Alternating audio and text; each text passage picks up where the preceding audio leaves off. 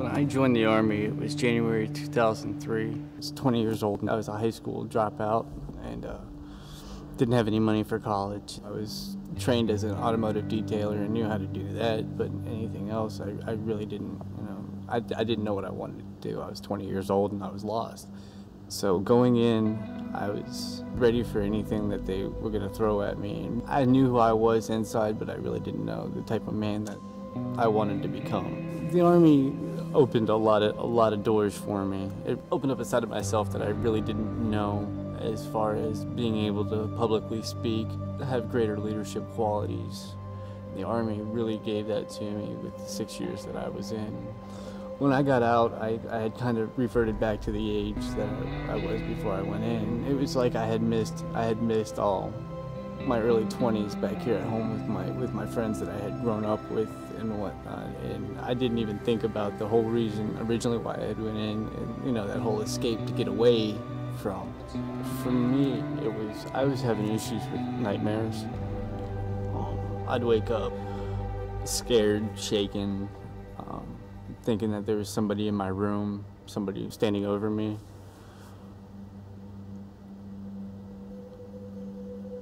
I had issues for a while there too, of like seeing faces of people that I had seen while I was in Afghanistan, and the best thing for me was getting either with vets or with my psychiatrist through the VA and talking about those things. I still have issues with PTSD. They're not as great as they were.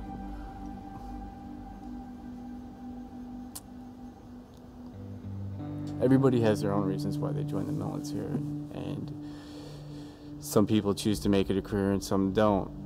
But for those people that have gotten out, don't think you're the only one with that issue, number one. And number two, don't let yourself get eaten away by this and fall into addictions of drugs and alcohol. You don't want to allow yourself time to just sit around and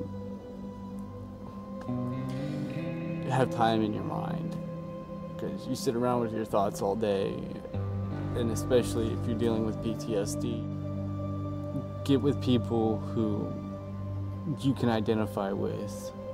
It's best to get it out there, and it's best especially to talk to somebody. If you're in the 20s, find somebody who's in their 20s to talk to you. If it helps you to talk to somebody like your grandfather or parents who were either in World War II, Korea, Vietnam, even the first Gulf War, talk to them. It's amazing to me just how open, especially combat vets, are to talk to other combat vets who know.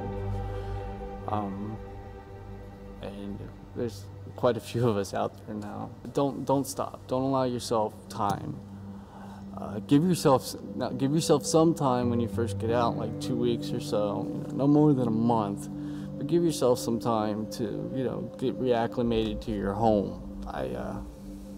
I enjoyed my time while I was in the military. I had some bad times and I had some great times. After serving in the Army and then getting out,